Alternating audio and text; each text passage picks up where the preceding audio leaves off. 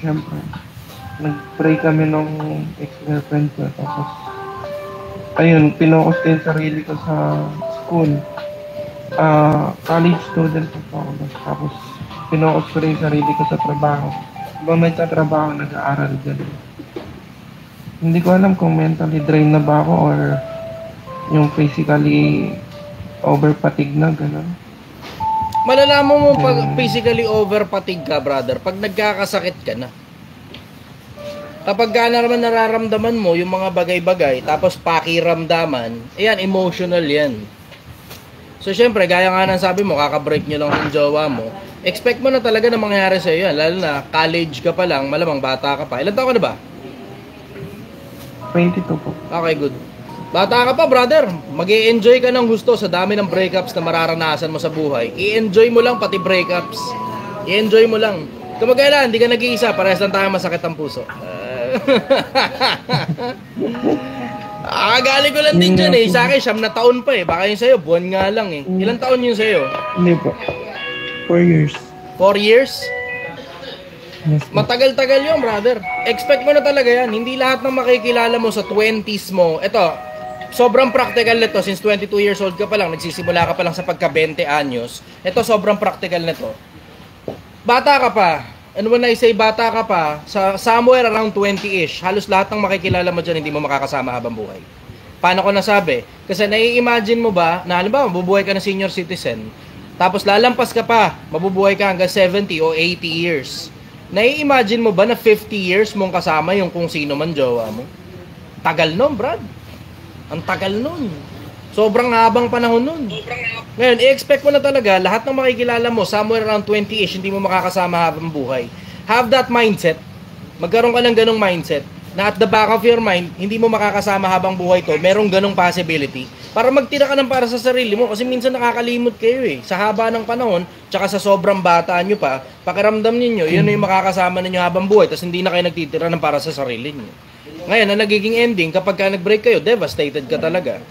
Ngayon, yun naman, tip ko, pagka nagkaroon ka na ng jowa. Pero ngayon, habang nandiyan ka, enjoy mo lang muna yan. Enjoy mo muna yung pakaramdam na pag nakikinig ka sa mga sad music, gano'n, iiyak ka. Tapos pag pag nakakakita ka ng magjowa, mag-holding hands, sabihin mo, magbe-break din kayo. Sa ngayon, enjoy mo lang muna yan. Hindi yan depression, brother. Huwag ka mag-alala, normal na pinagdadaanan ng mga tao yan pagka-break up. Hindi yan depression. Huwag mong gagamitin yung ganong salita, depression, anxiety. Huwag nyo masyadong pinaggagasgas yung ganong salita kasi kailangan nyo munang kumonsulta sa psychiatrist para ma-rule ninyo na talagang meron talaga kayong depression. Hindi yan self-diagnosis lang. Nagpa-check up na nga rin po pala ako. Boss, nakadalawang check up na po ako tapos wala pong nakitang result. Ang sabi po sa akin ng doktor, kailangan ko po ng psychiatrist. Kasi nga po, may panic disorder na rin po ako dahil nga raw po dun doon nga po sa anxiety. So kasi po parang tumagal na siya, which is kami pa nun, nagkakaroon ako ng nagkakaroon ako ng anxiety. Pinakamalaking tip ko sa'yo, brother, just don't do something stupid. Kusang huhupa yung sakit na yan kasi bata ka pa. Diretsahan, just don't do anything stupid. Yun lang. And when I say don't do anything stupid, huwag kang gagawa ng permanenteng damage sa buhay mo. Tuloy mo lang yung buhay mo. Kasi kusang umuhupa yan. Yan ang kagandahan sa pagiging bata pa, tapos nagkaroon ka ng ganyang breakup, okay lang. Lilipas din yun. As cold as it sounds, lilipas din yan. Kasi naalala ko yung pinakaunang breakup ko eh. And ako naman, coming from the standpoint na nakikita ko yung sarili ko na nangyari din sa akin dati yan eh. Inabot ako ng tangina, Brad, diretsahan. Yung sa'yo, 4 na taon, durug ka talaga dyan. Yung sa akin, 3 buwan lang. Pinakaunang jowa ko, 3 buwan lang kami. Pero puki ng ina, Brad, diretsahan, 1 taon kong iniyakan yun. Literal yun, as in literal, umiiyak talaga ako araw-araw, 1 taon. May mga araw man na, alam mo yun, hindi ako umiiyak, tsamba lang yun. Pero 1 taon talaga ako umiiyak doon sa pinakaunang jowa kung 3 buwan lang naman kami. Paglipas ng panahon, alam mo, eventually you will snap out of it. Paglipas ng mga panahon, you will snap out of it. It may take you some time, maaaring siguro 3 buwan, 6 na buwan, maaaring 1 taon, maaaring 2 taon. It will take you some time. It will take you some time. Pero ang pinaka-bottom line niyan, nilipas din yan. Yan ang kagandahan sa pagiging tao. Naiintindihan natin at meron tayo nung konsepto nung kalimot. Hindi lang yan dun sa kalimot. Ito na mo. Ito na naman si Sad Boy Jr. Papakita ko ulit sa iyo ang kapangyarihan ko, Sad Boy Jr. ha. Kasi yan ka na naman sa parehas na komento. Ayaw mo naman ding umakyat. Hindi, pagbibigyan muna kita. Pakitin muna kita sa live. Diba? Ang comment niya, shabu pa, shabu pa. Kaya, laging ganyan ang comment niyan. Ganyan ka basura yung utak niya ni Sad Boy eh. Araw-araw ang comment niyan, shabu pa. Yun lang. Wala siyang ibang komento. Yun lang talaga. Dali, Sad Boy, akyat. Akyat. Tana mo, ngayon, duwag ka naman palang umakyat. Diba? Yan ang sinasabi sa inyo. Ngayon, going back to sa pinag-uusapan natin, brother, ang isa sa kagandahan ng pagiging tao, isa sa mga sangkap ng pagiging tao, yung konsepto ng kalimot. And when I say kalimot, hindi yan dun sa konsepto na yung memories nakakalimutan mo kasi maaaring hindi mo makalimutan yung memories. Pero nakakalimutan mo yung pakiramdam. Tsaka ano po, boss, ano ito? Nakuha mo yung ganong konsepto na makakalimutan mo rin yung sakit na nararamdaman mo ngayon. Makakalimutan mo rin yung pagmamahal na nararamdaman mo ngayon para sa kanya. It will take you some time. Pero you just have to continue with your life. Yun ang kagandahan ng pagiging tao. Ang kagandahan ng pagiging tao, lalo na kapag bata ka pa, madaling mag-heal yung mga sugat. And when I say mga sugat, oo, merong physical na sugat, pero meron din namang emotional na mga sugat na na-damage ng kung sino man yung puso mo. Tapos pagkatapos, paglipas ng ilang panahon, kusa na rin huhupa yung sakit. You just have to continue with your life, brother. Enjoyin mo lang yung sakit. Enjoyin mo lang yung sakit. Kasi tingnan mo, kasama sa buhay, kasama sa emosyon na inilagay ng Diyos sa mga tao, yung konsepto na paminsan-minsan masasaktan ka. Paminsan-minsan mahihirapan ka. Paminsan-minsan masusugatan ka at gagaling din yung sugat ng puso. Kung paano gumagaling ang sugat ng laman, gumagaling din yung sugat ng puso. It will take some time. Maaaring matagalan. Pero kaya mong pabilisin yun, brother. You just have to keep yourself busy and don't do anything stupid. Kasi yung iba, pag kami ganyan, papakamatay, ganun. Anong pakinabang na tapusin mo yung buhay mo? 20 anyos ka pa lang. Isipin mo kung gaano karaming katulad pa niyan ng babae yung makikilala mo all throughout your life. And when I say katulad yan, ang ibig ko sabihin, yung mga good traits, na iba naman yung bad traits. Tapos, pag nakilala mo na yung mga katulad niyan, nakaparehas ng good traits niyan, iba yung bad traits, ngayon, mas kaya mo na ngayon pamahalaan yung relationship na yun, lalo na ikaw ang lalaki. Gets mo yun? Good. Tuloy mo lang yung buhay mo. Tapos kung ano man ang gusto mong gawin sa buhay mo, I strongly suggest stick to the tried and true. Pagandahin mo ang katawan mo, patabain mo utak mo, papogiin mo yung sarili mo, paramihin mo yung pera mo, hindi na mauulit sa iyo yan, maliban na lang tatanga-tanga ka sa susunod na relasyon. Gets mo yun? Yes, mama. Okay. Follow-up question, brother. Ano po? Paano po mabilis makapag-move on, lalo na pagka totally hindi ka po talaga yung hindi nyo po masyadong hindi po kayo open up sa family, ganun. Kumbaga, yan ang magandang tanong. Paano mabilis mag-move on? Ang pinakamabilis para sa akin, well, I will say isa sa pinakamabilis. Kasi ayokong sabihin sa inyo yung pinakamabilis eh. Siguro pwede PM na lang. Pero yung isa sa mga pinakamabibilis na paraan para mag-move on, kailangan mo magkaroon ng emotional attachment sa ibang bagay. Hindi tao kasi pagka nadali ka, tao na naman, panibago na naman yan. Sa ibang bagay, magkaroon ka ng emotional attachment. Kung mahilig ka mag-gym ka. Ayusin mo ang katawan mo. Kung mahilig kang tennis, galingan mo sa pagte-tennis. Ping-pong, galingan mo sa pagte-ping-pong. Makakakilala ka ng mga bagong tao dun sa mga bagay na ginagawa mo.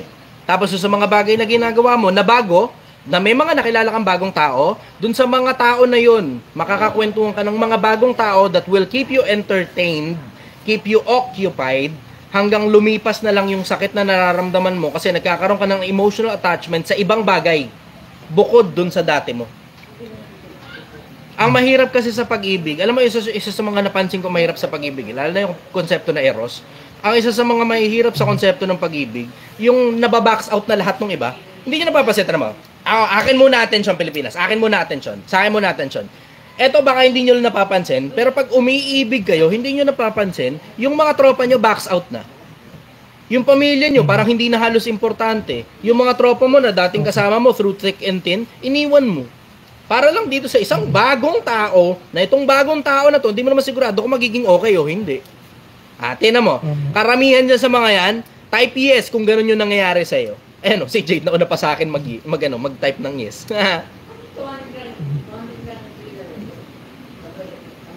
Ayan, tignan mo. See? Ayan, tignan mo. Lahat ng iba, hindi na importante kung lalaki ka o babae ka. Ganyan ang tao, normal, pansin ko. Pagka may bagong iniigibig, pinapabayaan na yung mga tropa nila. Kaya nga ako, suggestion ko, kahit may bago ka, huwag mong pabayaan tropa mo. Huwag mong pabayaan tropa mo. Lalo na kung matitino naman mga tropa mo. Pahingin ba siya?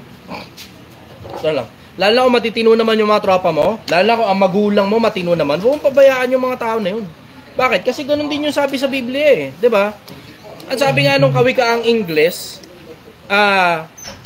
new friends are silver, but the old ones are gold. Yung mga bagong kaibigan na makikilala mo, mga okay din ng mga tao yan. Pero yung mga lumang nakilala mo, yun talaga yung mga itinuturing na kayamanan. Matatagal mo ng mga kaibigan yun, tapos iiwan mo dahil lang nagkaroon kang jowa. O yan, tinan mo, kapag katuloy na nag-break up kayo, devastated ka. Bakit? Magulang mo, pinabayaan mo. Diba? Kaibigan mo, iniwan mo. Para lang doon sa isang pirasong tao, hindi mo naman alam kung magiging kayo habang buhay. Ako, ito suggestion ko. Hanap kang hobby. Tapos ayusin mo ang sarili mo. Kasi ang kaya mo lang naman gawin dyan, ayusin yung sarili mo hanggang dumating yung punto na makakalimutan mo na yung sakit. Tapos ang pinakamasarap na parte dyan, ito pinakamasarap na parte dyan. Ito pinakamasarap na parte dyan. Yang nararanasan mo ngayon, kahit ano pang dahilan kung bakit kayo nag-break up, ang pinaka-bottom line, ayusin mo yung sarili mo para dumating yung punto na pukin ng ina sobrang dami mong pera, sobrang pogi mo, sobrang ganda ng katawan mo, pag nakita ka ulit ng ex mo, manghihinayang na siya. Ganda. Bakit nga ba kayo naghiwalay? Yun din po yung... Eto, kung nagkataon na jowa ko to si PWD, P-Rod PND, eto, sigurado hihiwalayan ko tong putang inan to eh. Sabi niya, kada daan ako sa live nito, putak ng putak. Sino ba kasing dumaan ka sa live ko? Sino nagsabing dumaan ka sa live ko? Oh, eto, isa pa. Oh, sige, Chuwaray. Bobo daw ako mag-advise. Sige, ikaw na mag-advise. Tignan natin kung may taba ka ng utak. Sabi niya, ako paakyat, ha. Papayuhan kita. O sige, Chuwaray. Akyat, dali. Ngayon, tinan mo. Pinapaakyat ko yan. Wala, deadma. Ano? Chuwaray. Yan ang sinasabi ko sa inyo. Sabi ko nga sa inyo, ulitin ko lang, pag bobo pa kayo, matuto kayo manahimik. O tinan mo, inaakyat kita, ayaw mo. Kita mo.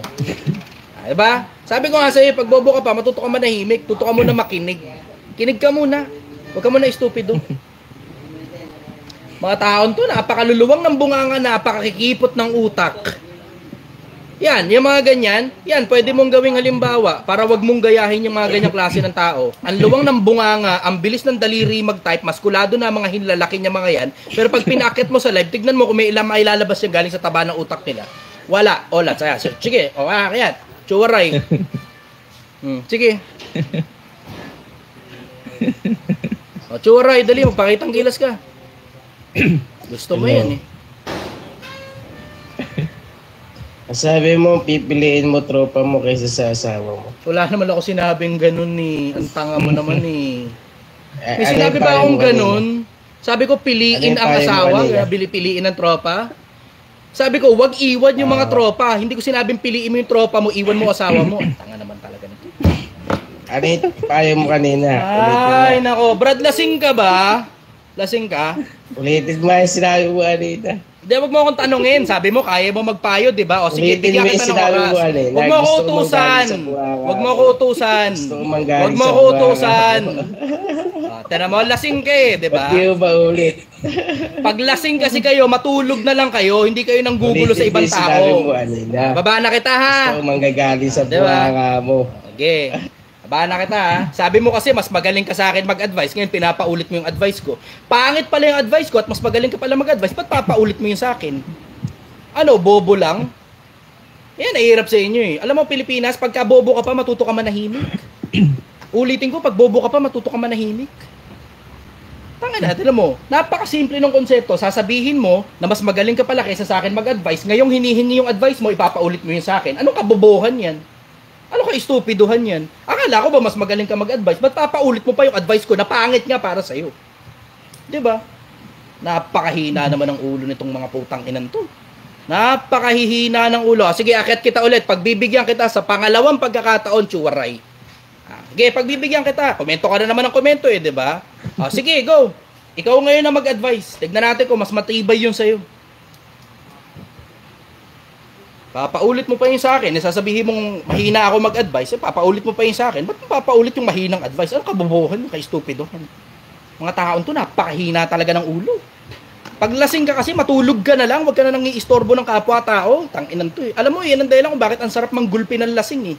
Yan talaga dahilan kung bakit ang sarap manggulpi ng lasing. Yung mga makukulit, magugulong mga lasing. Ang nasarap pagtripan yung mga yan. Napakasarap yung pagtripan. Napakasarap yung pagtripan. Yan nga, sabi ko eh. Pagka makulit, bugbugin. Anyways, going back. Pinag-uusapan natin. Follow-up question, brother. Kahit kayo kapitbahay ko lasing, hindi na sabi eh. Pag makulit, bugbugin. Tamo? Galing pa yan sa lasing ha. Pag kasi lasing, tulog mo na lang yan, di ba? Katuwaan na lang tayo, pero manggugulo ka pa, mangiistorbo ka pa, tangkinan, sarap mong gulpihin. Nako, sinasabi ko sa'yo, Pilipinas. Sinasabi ko sa'yo, tumambay ka lang regular sa barangay, maiintindihan mo, karamihan sa mga nagugulpi doon, lasing. Sige, go. Follow-up question, brother. Boss, paano po mag-focus sa isang bagay, which is yung bagay po na gusto mo, yun lang po yung mapupukusan mo na hindi po totally, may mental block ka po, o gaya ng mga bagay na bigla na lang papasok sa isip mo. You have to keep yourself busy enough, brother.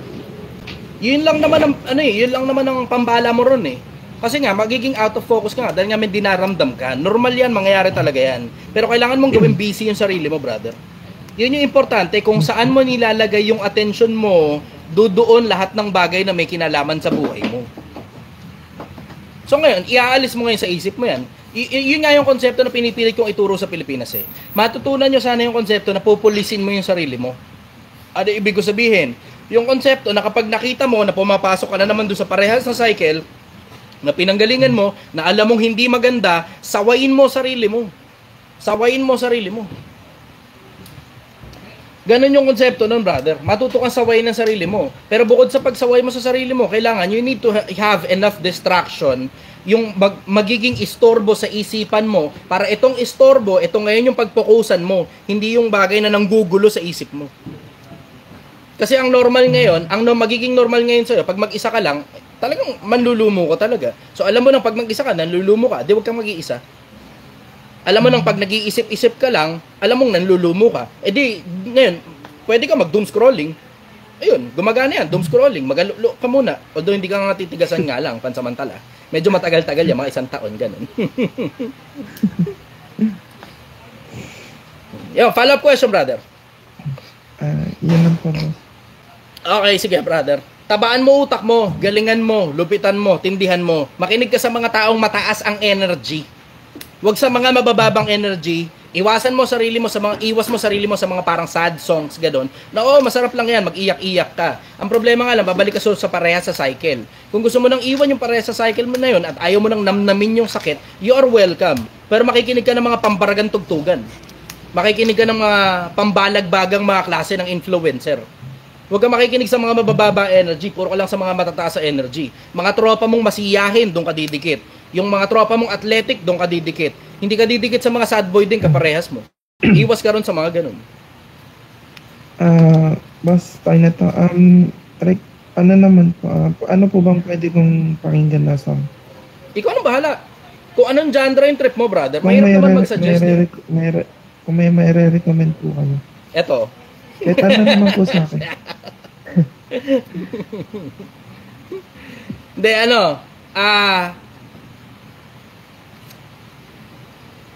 diretso, yung mga tugtog sa gym, effective yun eh. Effective yun na pang mental conditioning eh. Tignan mo, pansinin mo, yung mga tugtugan sa, ayan, sabi ng isa, tubero daw. Christian song, sabi ng isa, effective din yan. Effective din yan. Yun nga lang, ang problema nga lang sa Christian song, minsan mababa energy eh. Minsan, alam mo yung, parang ang dating eh, gusto mo na lang iasa lahat sa Diyos, na gusto mo na rin pumunta sa Kanya. Wag muna. Wag muna. Delikado yun, delikado masyado yun. Kasi po, boss, halos lahat po ng, napakinggan ko na po, ng mga music, gano'n, mga Plowgy, mga ganyan. Hillsong po yan, pinakinggan ko na Planet Shakers. Ganun po. So, ayun po, baka Ito, gusto pati mo sa makinig mga, sa bago? Ito, si Degenard. Degenard. Yan, akit natin. O, naka-all caps pa siya. Pina-flood niya. Sabi niya, Hoy Chester, magsalok ka na ng sabaw. Kala niya, ano ba? Kala niya, sikat siya sa ginawa niya. O di sige, pasikati kita. Halika, umakit ka dito, dali. Di ba? Ganun lang naman ang buhay eh. Di ba? mm, Ingatan mo yung sarili mo sa pakikinig sa mga mabababang energy na mga klase ng Katam, brother. papa. Sinusulat ko po, boss, yung mga sinasabi mo. Good, ayos. Follow-up question, brother. Yun na po. Galingan mo sa buhay, brother, kailangan natin ng maraming matatalinong tao. Kailangan natin ng maraming matitigas na tao, maraming magagaling na mga tao sa Pilipinas. So I'm hoping in 2 to 3 years, 5 years at most, maging isa ka ron sa mga yun. Better kung kaya mo maging mayaman before 5 years. Okay? Okay po. Galingan mo sa Salamat buhay, po. brother. Bye-bye. I love Thank you. you po. I love you po. Okay, next tayo. Tayo kay ito. Dahon-dahon. Ang pangalan ng niya, mga dahon. Brother, good morning. Taga saan ka?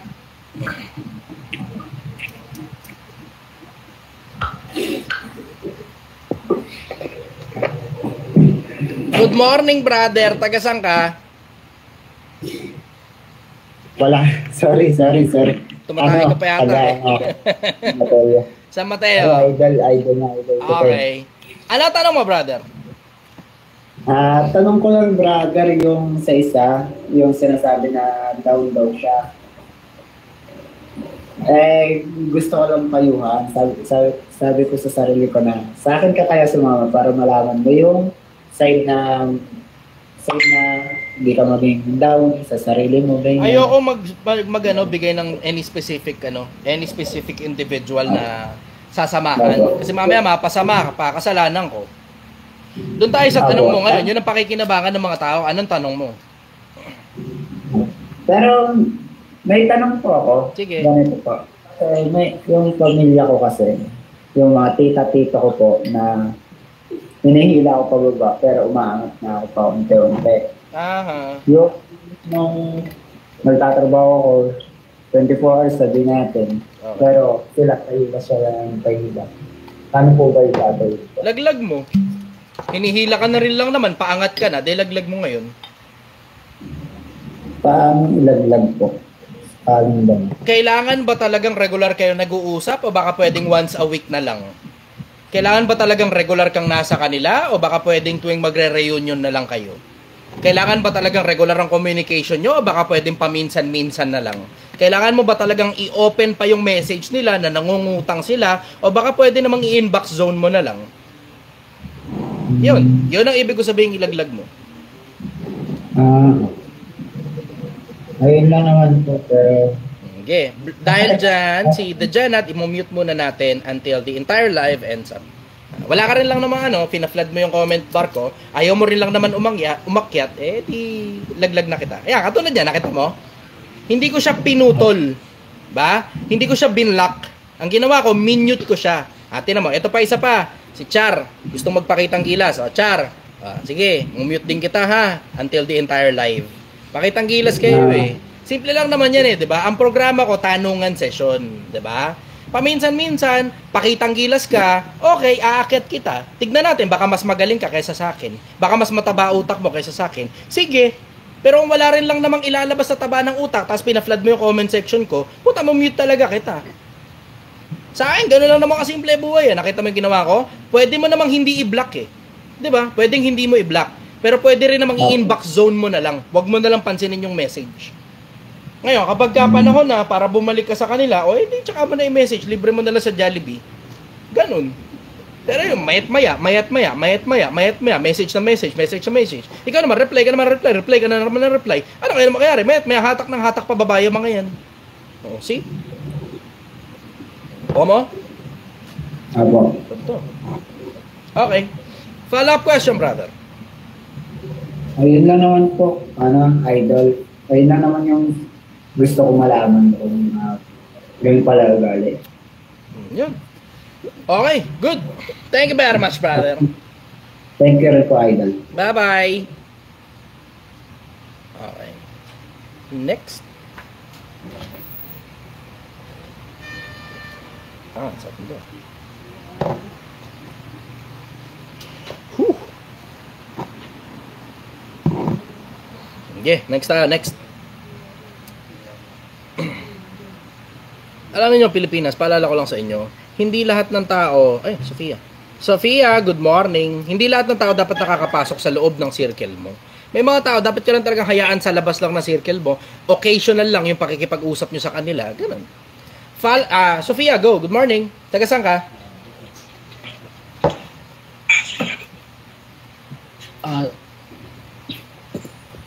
Hello, Idol. Brother, good morning. Gamit mo yung account ni Sofia.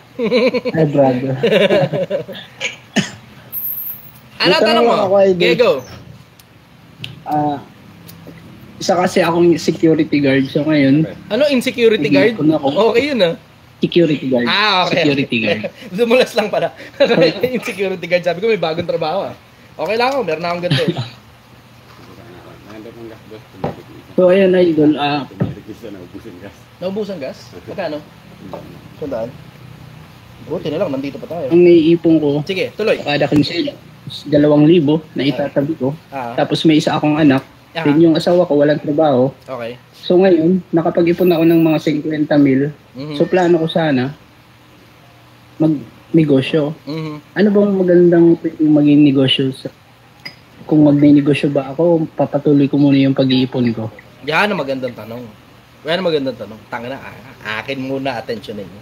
Akin muna atensyon nyo, Pilipinas. Anong gagawin mo pag may pera ka? Magne-negosyo ka ba? O magpapatuloy ng pag-iipon? Pengi muna ang 30,000 hearts. 30,000 hearts muna, TikTok. Okay, bilis. Pengin 30,000 hearts. Bilisan nyo na. Dudutin nyo na. 30,000 hearts. Yan ang magandang tanong. Kahit OFW, tanong din yan eh. Kahit OFW, kahit empleyado, ganyan din ang tanong. May konting pera ka, ano bang gagawin mo? Magne-negosyo ka ba? O pagpapatuloy mo yung pag-iipon? Okay, banatan nyo na, bilisan nyo na lang, dudutin nyo na ng gusto, 30,000 hearts, bilis. O yan, 21,000 na kagad, ang bilis oh. 22,000, bang, putang ng bilis. Okay, 23,000 na kagad. Bilis, dudutin nyo na, para mabilis tayo, para dumami rin viewers. O sige, 23,000, 24, o 25. Okay, dudutin nyo na, bilis. Bilisan nyo na, mahigit 400 kayo nakikinig ngayon. Dudutin nyo na, 30,000 hearts lang yan, konting-konti lang yan. Yan, 27,000 na, 28. Yan, 29. Dito sa YouTube, pengi ako, pakishare nyo muna to. Pengi muna akong likes ninyo, pengi muna. Sige, okay, 20,000 hearts, ganito. 20,000 hearts. Anong gagawin mo kapag may pera ka, 50 mil,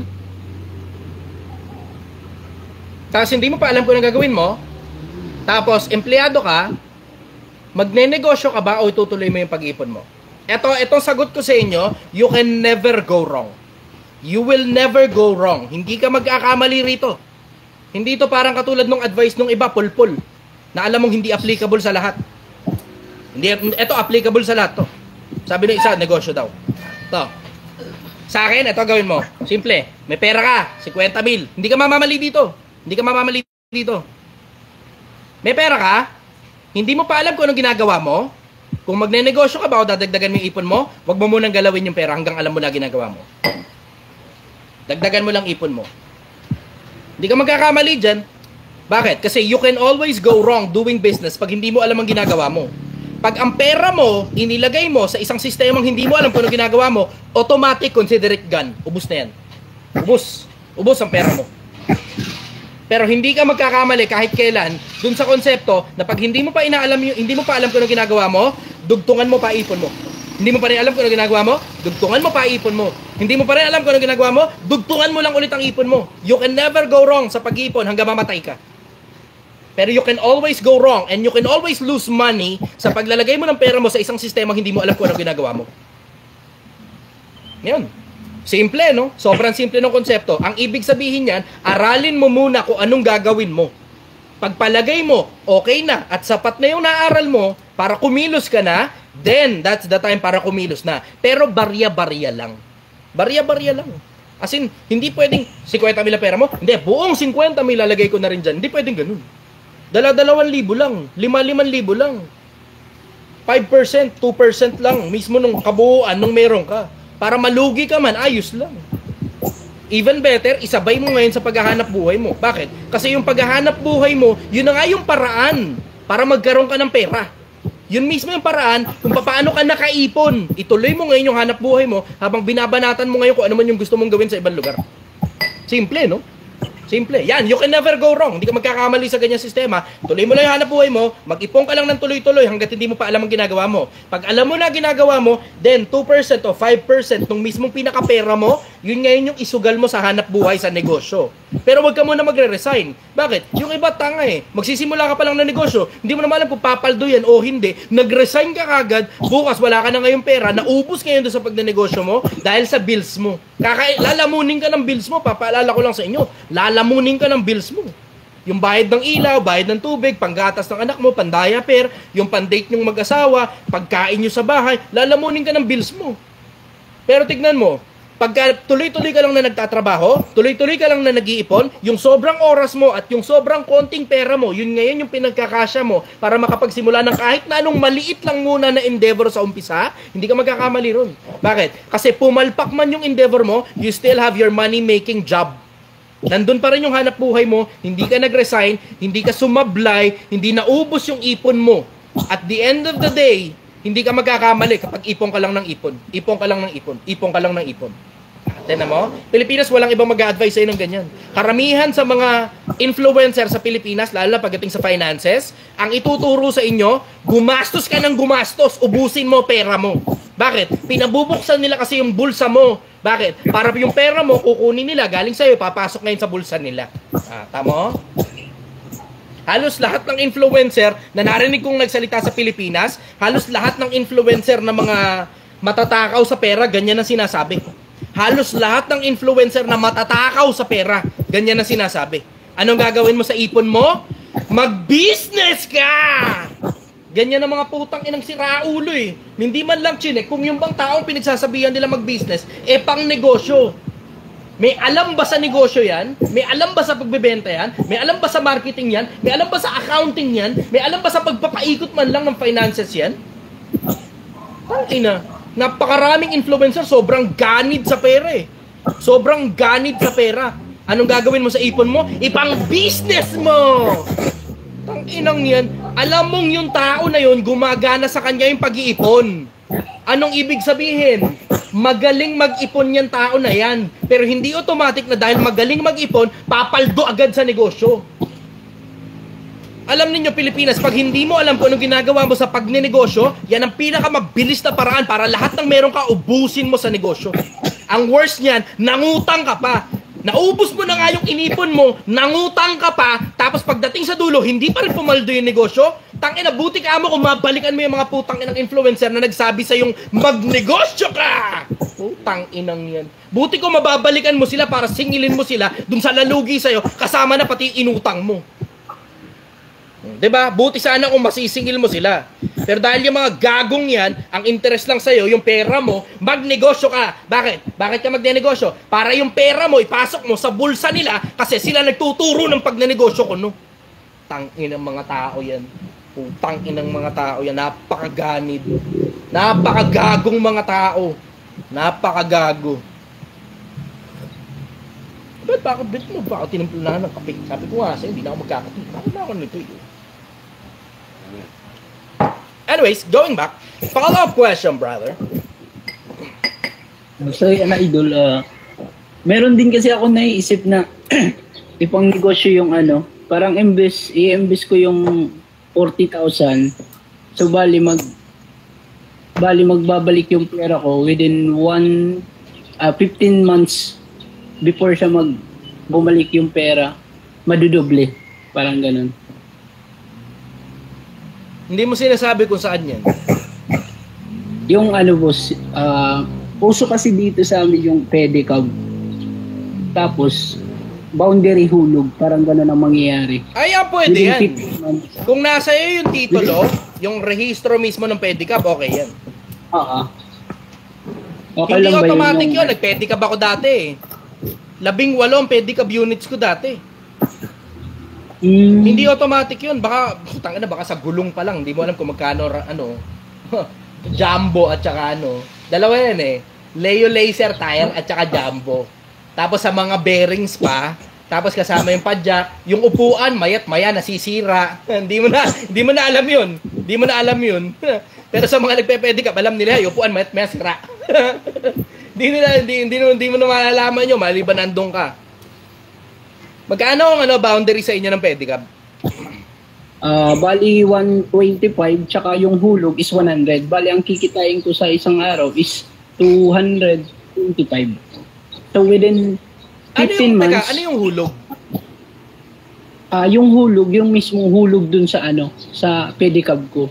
Within 15 months, mapapasakan niya na yun. So bali ang kikitain ko within 15 months is nasa 90,000. Pero yung pedicab, bibiliin ko lang ng 40,000. Hindi ganun yun, brother. Akala mo lang ganun yun.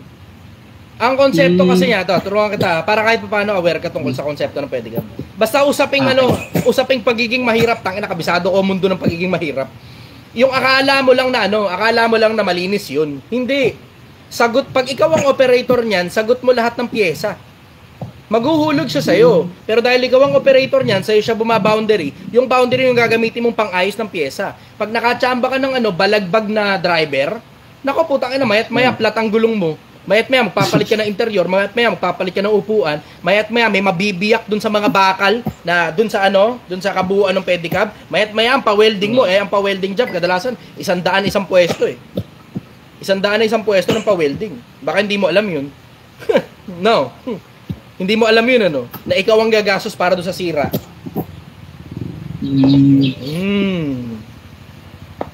Okay yan, magandang negosyo yan. Ako ito suggestion ko sa'yo, yung mga pedicab ninyo, iparehistro ninyo sa munisipyo. Tapos pag naiparehistro sa munisipyo, meron ka na ngayon parang prangkisa. Yung parang prangkisa, hindi ko naman makonsider na talagang prangkisa yun. Kasi license, permit to operate lang yun eh. Hindi siya franchise eh. Permit to operate lang yun. Kung kaya mong damihan yung mga pedicab mo, magandang negosyo yan. Magandang negosyo yan. Didiretso kita, magandang negosyo yan. Pero ito, suggestion ko sa'yo, kailangan hands-on ka dyan. Kasi karamihan sa problema ng mga operator ng pedicab at mga tricycle, mahiyain mag-boundary yung mga nagmamaneho. So, kailangan nakabantay ka ron. Hindi mo abantayan. Isa pang babantayan mo dyan, brother, yung tire pressure. Yung tire pressure, sobrang importante. Mabilis maubos yung gulong kapag yung tire pressure wala sa hulog. So, bibili ka rin dyan ng pambomba. Bibili ka ng pambomba dyan. Tapos, dapat regular mong binabantayan yung mga tire pressure ng mga tao mo. Mayat-maya, pupuntahan mo yan once a day. Para kumuha ng boundary at saka para magbomba ng mga gulong nila. Para i-check na rin yung kalagayan kasi nanganganak ng sira yan. In case di mo alam. Yung bearing, yung gitna ng gulong, pag nabasag yung bearing na yon, tapos wala sa hulog, ang bagal ng takbo. Tapos ang pinaka-worst niyan, yung pati yung mga rayos madadali. Kasi every time nalulubak, lumalala yung pagkakalubak kapag kasira yung bearing. Baka hindi mo alam yun, brother. Kabisado ko yung konsepto ng pagpa-boundary system. Ngayon, ito sasabihin ko sa'yo, damihan mo unit mo, magandang negosyo yan. Even better kung kaya nyong mag-request sa munisipyo ng permit to operate. Sa munisipyo nire-request yan, sakto, mag-e-election na. Ngayon, gawa kayo ng isang, nakalimutan ko anong tawag doon eh, isang grupo, tapos yung isang grupo na yun, isang grupo kayo ngayon lumapit kay mayor, yung incumbent. Doon kayo lapit. O, tapos ngayon, mayor, kami nang bahalang bumoto sa iyo. Pero kailangan namin ng tulong mo, kailangan namin permit to operate, tulungan mo kami rito. Para meron kaming TODA. Sabi ng isa. Hindi TODA yan, PODA. PODA kung tawagin nila, pedicab. Pedicab yan, PODA kung tawagin. Yun, pwede kayo lumapit kay mayor. Pero ang gagawin mo dyan, bibilisan mo na kasi sa May na yung election eh. Ngayon pa lang lakarin nyo na. Kaya? Yan mismo, magandang negosyo. Yan mismo, magandang negosyo. Damihan mo pedicab mo. Ang suggestion ko, wag mong ibenta. Kasi yung 125 a day, ang laki nun, brother. Yung sa amin dati, 40 lang. Ako yung nag-propose, itaas ng 60 pesos. Tapos ang dami kong pedicab units nun. 18. Isipin mo kayo, gano'ng karami pumapasok sa akin kada araw. Tapos naitaas pa ng konti pa yun paglipas ng panahon. Pero syempre, alam mo, all good parties must come to an end. Paglipas ng panahon, squatters area kasi yun eh. Yung pinagseservisyohan namin, gated community, paglipas ng panahon, kinuha din ng gated community yung mga permit to operate. So wala kami nagawa. Ang nangyari, binenta namin ng palugi doon sa Pero good exit na rin yun. Naka-good exit na ako, no? Binili lahat ng mga pedicab ko. So technically, wala akong lugi. Naka-good exit ako nun. Ayos, no? Hindi mo alam yun, ano?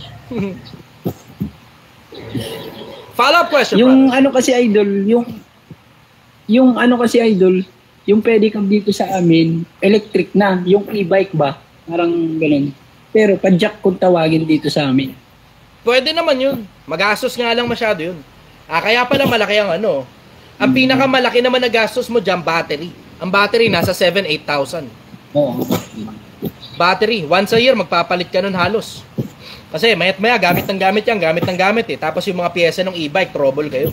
So bibili kayo, medyo matibay-tibay na e-bike na. Follow-up question, brother. Okay na, idol. Iba naman para... Okay, sige. Thank you very much, brother. Bye-bye. Thank you din. Sige. Last question na to. Last question. Aldin.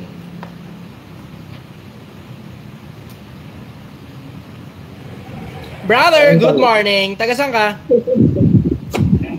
Hello po, Taga saan ka, brother? Cavite. Cavite. Ay, teka. Curious ako rito.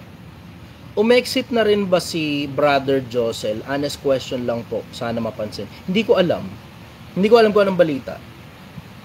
Curious tuloy ako, makikibalita nga ako. Anyways, brother, go. Anong tanong mo?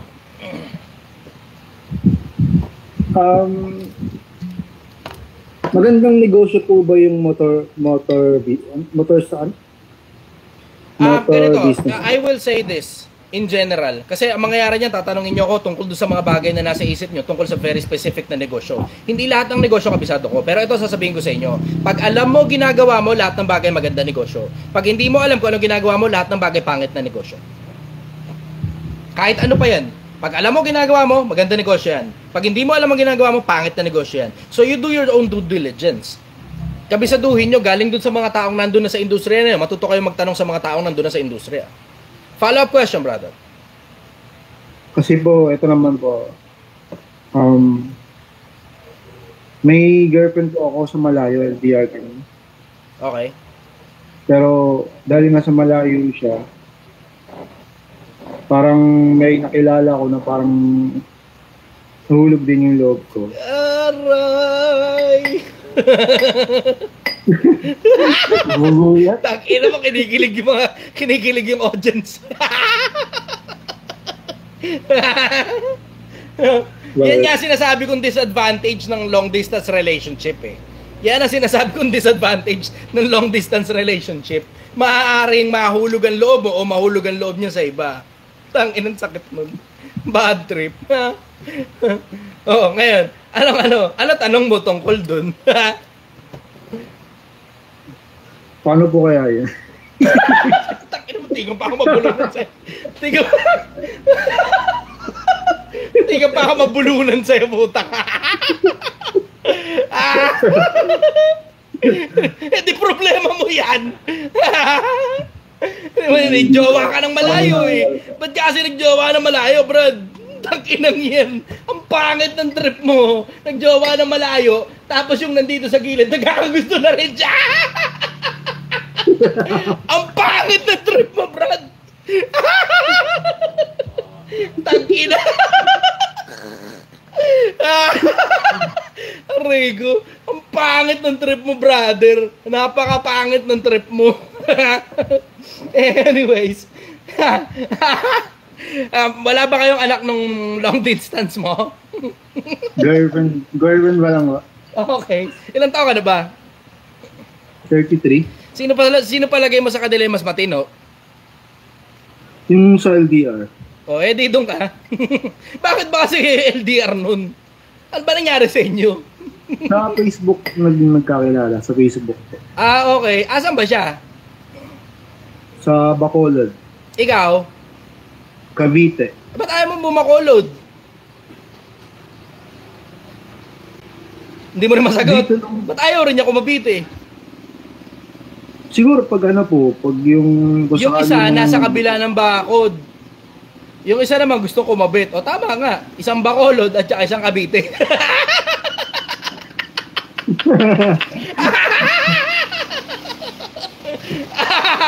Pangit ang trip mo. Bacolod ka ba?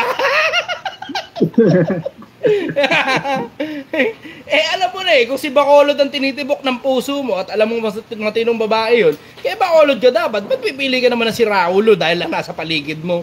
Ang pangit ng trip mo talaga, brother. Napakapangit talaga ng trip mo. Alam mo, mas maayos si Bacolod kaysa rito kay Cavite. Oh, takinom niya. Nasabihin ko tuloy kay Cavite, ano te? Cavite? Cavite.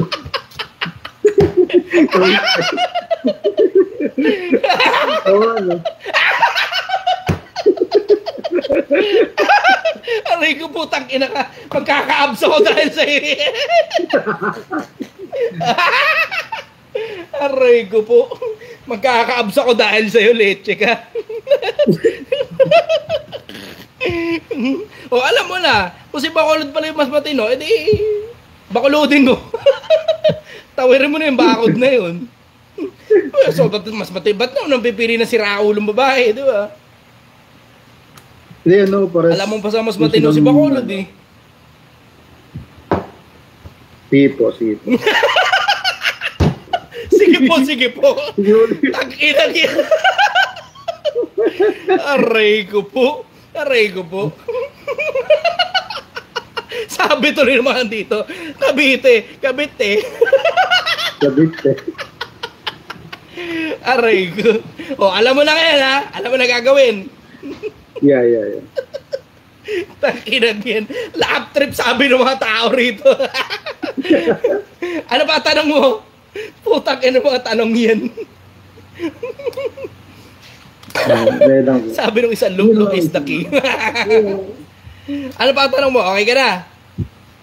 Meron ba ba? Yeah, last na yan ha.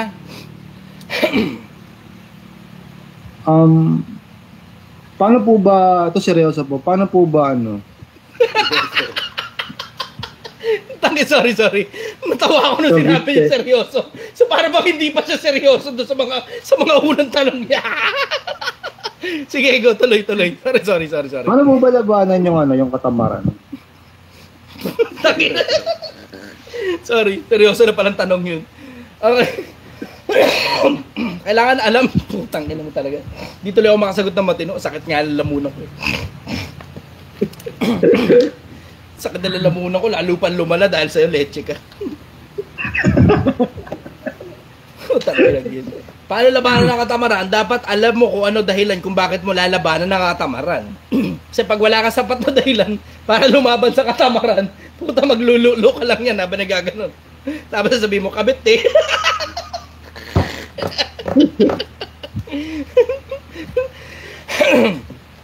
Hindi ganun kahirap yung konsepto na labanan yung katamaran eh. Kailangan nga lang, alam mo dahilan kung bakit ka lalaban sa katamaran. Kasi, tinan mo, lahat na lang tao gusto lumaban. Eh, hindi mo lang tatanong sa sarili nila, bakit baka lumalaban? Para kanino ba ako bumabangon? Para kay Cavite? Para kay Bacolod o para kay Cavite? Ano, gets mo? Gets mo yun? Para kanino ka ba bumabangon? Sabi nga ni Nescafe, para kanino ka bumabangon? Kailangan alamin mo muna kung para kanino ka bumabangon. Para anong dahilan kung bakit mo lalabanan yung katamaran. Kasi ang sarap-sarap kaya yung pakiramdam ng tamad ka. Diretsa lang, walang halong kaplastikan. Sarap-sarap ng pakiramdam na higa-higa ka lang, gano'n. Look ka lang pagkagising mo, gano'n. Tapos higa ka ulit, tapos may perang pumapasok. Kung kaparehas ng buhay ko, yung buhay mo. Diba? Pero kung di tayo parehas ng buhay, putang ina, kailangan mo talaga. Wala kang choice, kailangan mo talaga labanan yung katamaran para may makain ka. Kasi pag wala kang makain, putang inang yan. Kahit pa sino kabinte mo. Sa pamilya ko, sir. Bakit kasi umaasa sa'yo pamilya mo? Ano ba yan? Anak mo? Asawa mo? Ganun? Tangina, no? Ang lupit mo nun, Brad! may anak ka na, may asawa ka na, may jowa ka pa sa Bacolod, tas may kabite ka pa. Life is good. Life is good.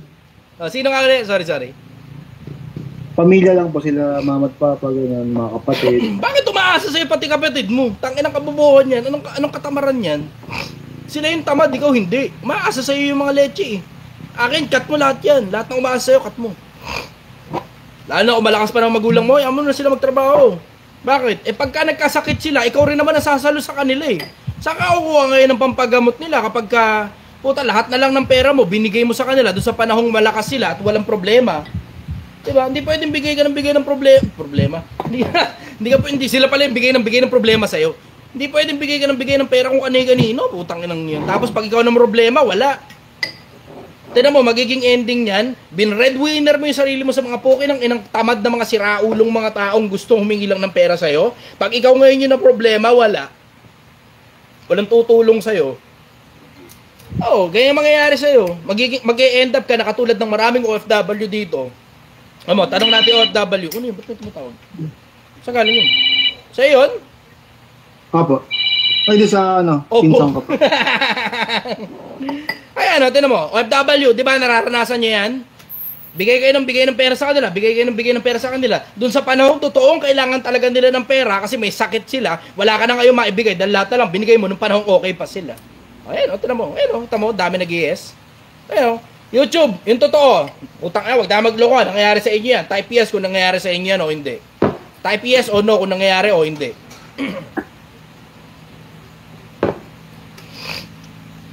Ayan, tinan mo. Sabi nung, mali pa yung spelling nung isa. Nagmamadali mag-type yed. Yed daw, yed. Madaling mag-type. Ayan,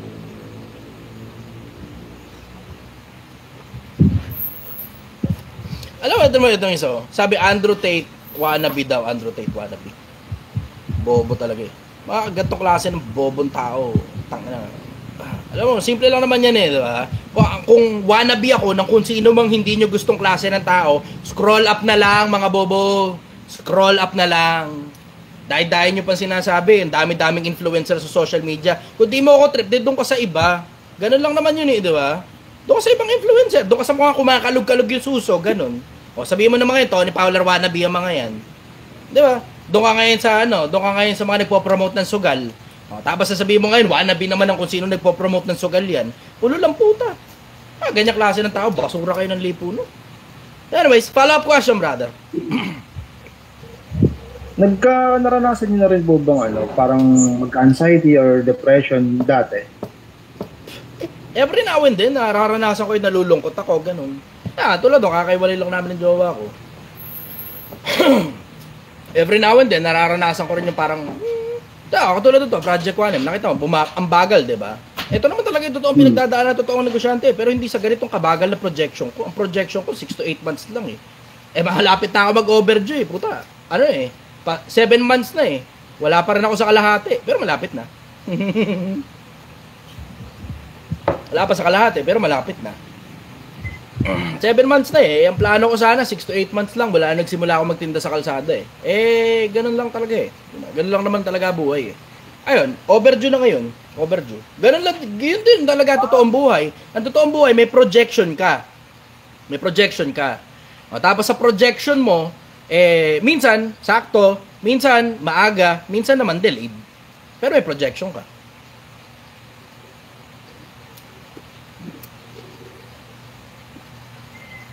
Yun. Yung kaya sir,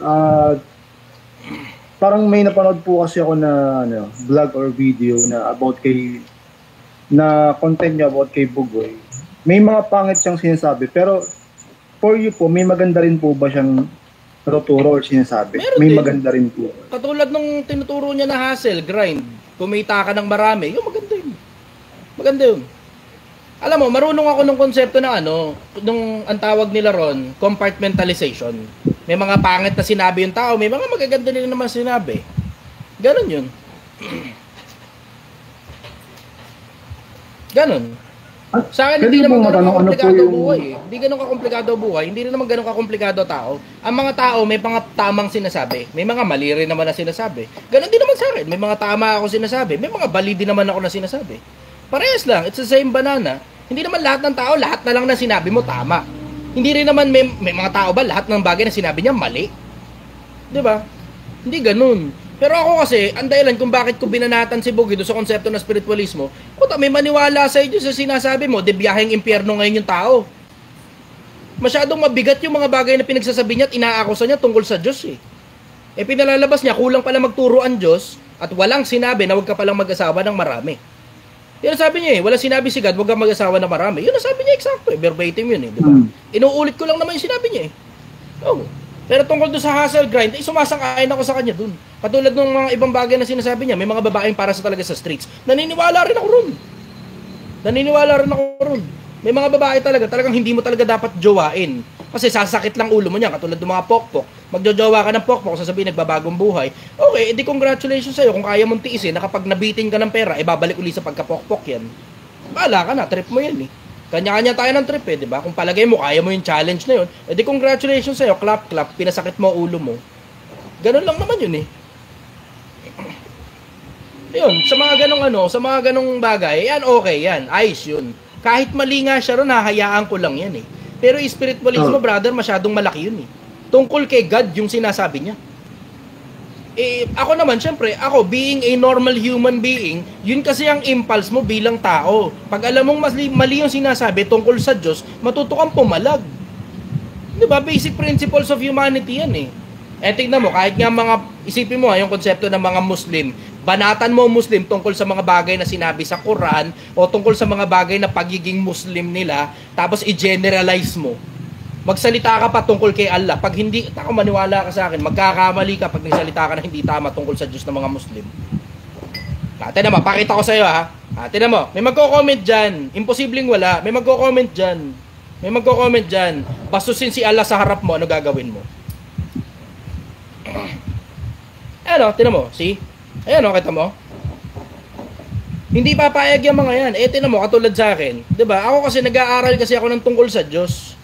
Nag-aaral ako tungkol sa Diyos eh. Lalo na yung mga iba't ibang mga religion ng iba't ibang mga tao.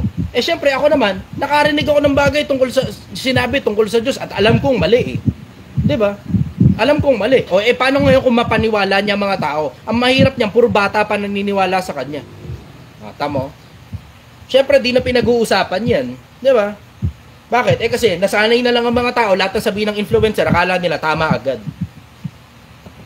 Pero tungkol doon sa mga bagay na hustle, grind, kahit mali pa yung mga bagay na sinabi niya, bakit hindi ko na lang din pansinin yun eh. Hindi naman ganun ka-big deal yung mga bagay. Alam mo, pera lang, okay lang yan. Wala ng pera, okay lang yan. Mas-scam ka ng konti na isang influencer. Masakit sa dibdib ko yun. Minsan magsasalita ako ng tungkol doon. Pero hindi sa ganung level para hamunin pa kita ng debate. Alam mong hinamon kita ng debate dahil big deal yan. Yung mga bagay na pinagsasabi mo, bugoy. Big deal yung pinagsasabi mo tungkol sa Diyos. Hindi yan maliit na bagay. Dahil ika-i-impyerno ng kapwa-tao yan eh, diba? Mawala ng pera kapwa-tao mo dahil sa maling advice mo, okay lang, mababawi pa dala yung pera. Pero maniwala kapwa-tao mo, wala sinabi si God, huwag ka magparami ng asawa. Nako, putang ina. Isipin mo kung irresponsableng lalaki makakarinig niyan. Isipin mo kung irresponsableng lalaki makakarinig niyan. Tignan mo, yun nga lang, babae lang ang makarinig, hindi na sumasang-ayon sa kanya eh. Babae pa nakarinig nun ha. Lalo pa ngayon kung irresponsableng lalaki nakikinig sa kanya, nagparami ngayon ng asawa yan, si Raulong yan, sarili nga lang, hindi pa kayang ayusin. Narinig pa ngayon galing sa'yo, wala sinabi si God, wag parami ng asawa. Tapos gagamitin mo pang halimbawa si Solomon. Si Solomon nga, maraming asawa. Nababasa sa Biblia, nagalit ang Diyos kay Solomon na. Yan kasi ang hirap, bugoy, pag hindi ka nagbabasa ng Biblia. Yan ang hirap pag hindi ka nagbabasa. Ginagamit mong halimbawa, pati yung pagkakamali ng mga tao, na akala mo tama. Tamo? 'Di ba? Yan ang hirap. Yan ang hirap kasi kapag hindi ka nagbabasa, pag hindi ka nag-aaral, kung ano na lang unang lumabas sa kokote mo, nilalabas mo sa tao. Kung maniwala ngayon sa iyo mga tao na ginawa ni Solomon, tama pala 'yun. Talaga ba? Tama? Dahil lang ginawa ni Solomon, tama? May mababasa ka ba sa Biblia? Sinabi ni Solomon, ipinangaral niya magparami kayo ng asawa. May ganun bang pangaral si Solomon? Ni hindi mo nga alam na nagalit ang Diyos kay Solomon dahil sa dami ng babae niya eh. Di ba? Di mo na alam yun. Bakit? Di ka kasi nagbabasa ng Biblia. Nalaman mo lang yung mga bits and pieces of information, pinangangaral mo na, pati pagkakamali ng tao, pinangangaral mo, pinatutunog tama mo pa. Oh, di ba? Ako, diretsahan lang naman ako di ba? Diretsahan lang. Sa akin, simple lang yung konsepto. Kung palagay mo, matindi ka pala pagdating sa pag-uusap tungkol sa Diyos, ba't hindi ka pumalag ngayon sa debate? Ano, yan ngayon ang papapaniwala mo sa mga miyembro mo, Bugoy? Yan ang papapaniwala mo sa mga miyembro mo? Yung mga bagay na alam mo naman sa sarili mo na hindi mo pala kayang panindigan pag sinulit ka ng kapwa mo influencer. Diba? Hindi mo pala kayang panindigan, ba't sinabi mo? Ang mabigat pa niyan, sinabi mo na nga, hindi ka man lang humingi ng dispensa kung palagay mo mali ka pala. Tapos nagpatay mali siya ka na lang, kunyari, hindi mo napansin. Kunyari na lang, hindi mo napansin. Pero kumalat sa buong social media yan. Kumalat sa buong social media yan. O ngayon, Bugoy, litaw. Litaw, Bugoy. Litaw. Hanggang ngayon, naka-up pa rin yung hamon ko sa'yo at hindi ako titigil dyan. Hindi ako titigil dyan. Hindi kita titigilan pagdating sa hamon ko sa'yo. Tungkol doon sa sinabi mong walang sinabi si God na wag mag-asawa na marami. Isama mo pa pati yung konsepto. Palabasin mo ngayon sa Biblia na tama yung ginawa ni Solomon na nagparami siya ng asawa. Palabasin mo sa Biblia kung may maililitaw kang ganyan. Palabasin mo yan. Sige. Kasi pinalalabas mo para bang dahil ginawa ni Solomon, tama yun. Sige, palitawin mo ngayon sa Biblia, tama ginawa ni Solomon. Palitawin mo sa Biblia. Yun ang isasagot ko sa iyo doon, brother. Hanggang ngayon, naka-up pa rin yung hamon na yan. Hanggang ngayon, naka-up pa rin yung hamon na yan. Hanggang mamatay ako, naka-up yung hamon na yan kay Bugoy. Tignan nyo na lang kung lumitaw yung idol nyo. Yung ini-idolo ninyo, tignan nyo kung lumitaw yan. Ako, duda. Duda akong lilitaw yan. Hanggang mamatay kami parehas, duda akong lilitaw yan. Anyways. Hindi ko idol yan. Hindi ko idol yan.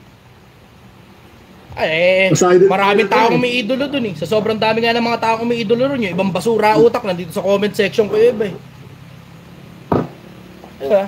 Sabi ko nga sa isip ko doon sa mga basher na nandito, ganyan yung idol nyo, nagsasalita ng mga bagay nagsasalita siya ng mga bagay na hindi niya naiintindihan. Tapos pag may humamon sa kanya ng debate, kasi mali yung sinabi niya, hindi niya man lang kayang panindigan. Hindi na nga niya kayang panindigan ni hindi man lang siya humingi ng dispensa sa pagkakamali niya. Nako, Pilipinas. Kung ganyan rin lang naman yung taong iniidolo ninyo, humanap kayo ng ibang idolo pagdating sa usaping pananampalataya. Guro, hustle grind. Yan, sige. Okay tayo sa hustle grind. Pero mag-stick na lang siya sa hustle grind. Kumanta-kanta na lang siya kasi ibang kanta naman niya, magaganda naman, napakinggan ko yung iba. Okay naman eh. Pero pag-uusap spiritualismo, papapaniwalaan mo pa kapwa-tao mo na wala sinabing mag-asawa na marami. Meron nga eh. May talata nga nun sa Biblia eh. Ang nakasulat nun sa Biblia, huwag kang mag-aasawa ng marami. Eksaktong nakasulat, verbatim pa. Yun mismo nakasulat. Pero dahil hindi na niya alam yun, hindi niya alam yun eh. Kaya ngayon, may hamon siya. Sabi niya kay Franklin Mayana, humanap ka ng verse na sinasabing huwag mag-asawa na marami. Malas mo, meron Chester sa Biblia. Hindi lahat kasing tanga ni Franklin Muñaño, Bugoy. May mga katulad kong influencer na nagbabasa ng Biblia. Malas mo, lumitaw ako sa Pilipinas. Sa akin, ganun lang kasimple yung konsepto. Pag magsasalita ka ng kahit anong bagay, dapat kaya mong tindigan o kaya mong humingi ng dispensa pag nagkamali ka. Ganun lang naman yun eh. Diba? Para audience mo, alam mo, mapapatama. Ako rin naman, ganun din naman eh. Paminsan-minsan, nagkakamali rin naman ako eh. At sinasabi ko naman sa inyo yun. Pag nagkakamali ako, minsan tanga rin naman ako, minsan bobo rin naman ako. Pero most of the cases, I get things right. Alam niyo yan, subok ako eh. Subok ako. May mga lumaban pa sa akin ng debate. At nakita nyo, nandyan yun, naka-upload yan sa YouTube yung mga debate ko. Ako, pumapayag ako na masubok ako ng tao. Wala sa, uy, salamat, may nagbigay ng ano. Tweet. Ano yan? Salamat. Thank you very much po. Ako, pumapayag ako na masubok ako ng tao. Ngayon, okay lang sa akin yun. Kung mapatunayan ako mali, di natuto ako. Ganun lang naman yun eh.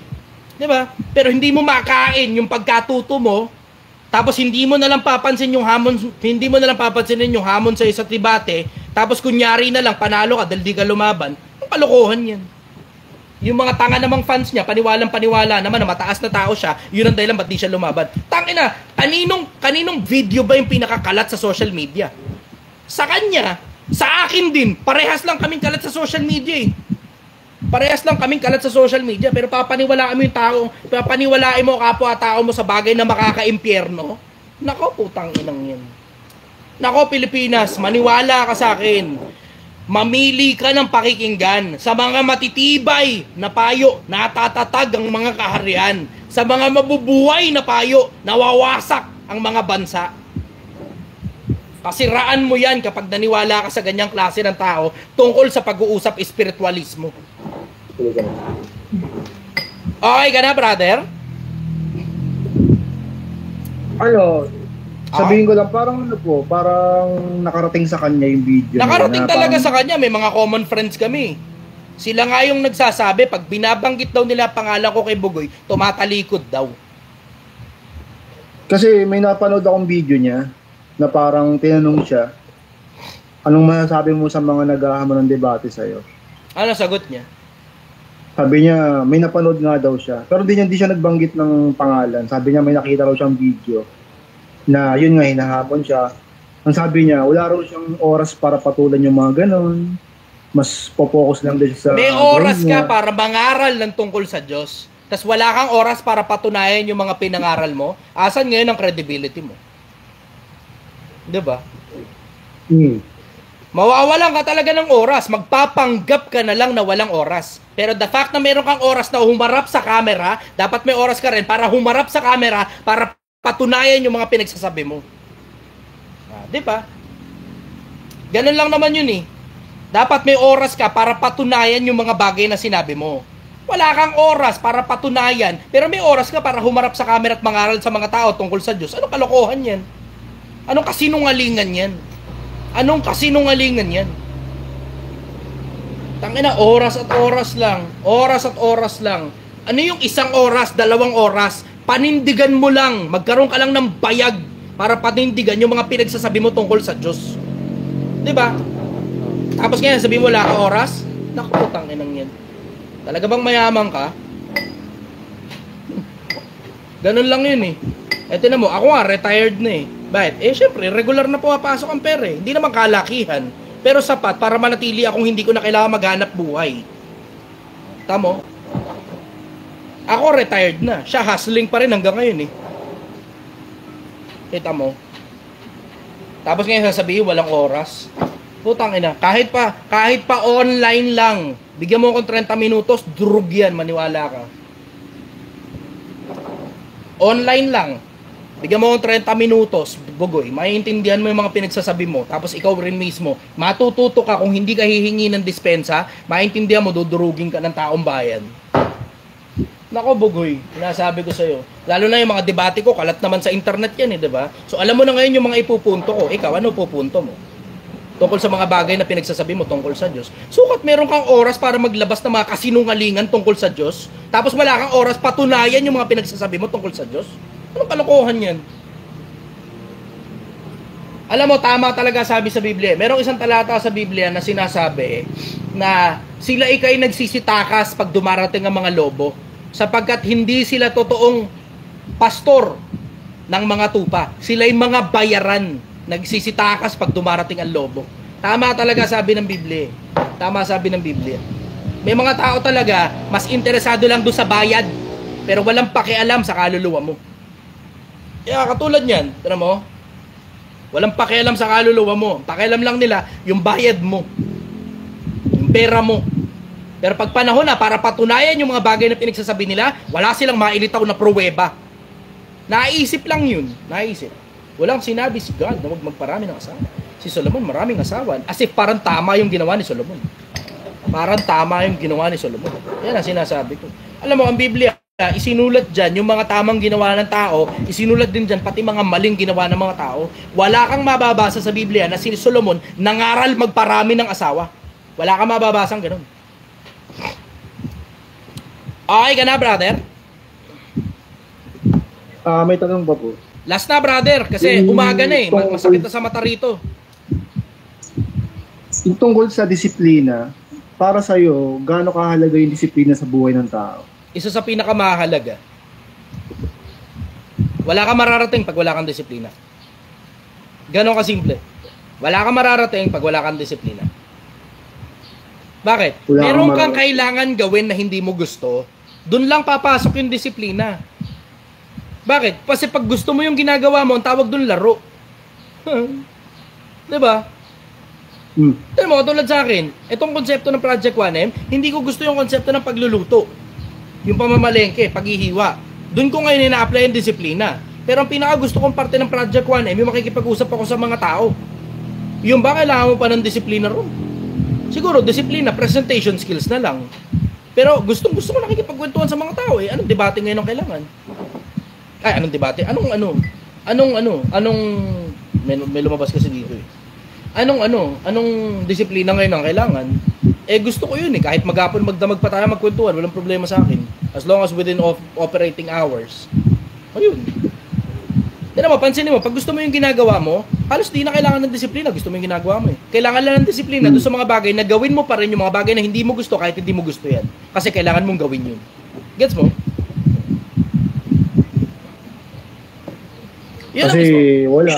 Minsan kung para magtagumpay, no, may mga bagay kang gagawin na kahit hindi mo gusto, no, para makuha mo yung tagumpay. Oo, Yung tingnan mo, success. parang katulad ni Bugoy. 'Di ba? Disiplina 'yon na kapag may naghamon sa iyo ng debate tungkol sa bagay na sinabi mo, tungkol sa Diyos, kailangan mo talagang patunayan yung bagay na sinabi mo. Bakit? Kasi pag naniwala ang kapwa mo tao sa iyo, sa kalokohan mo na pinagsasabi mong kasinungalingan tungkol sa Diyos, maiimpyerno ang kapwa tao mo.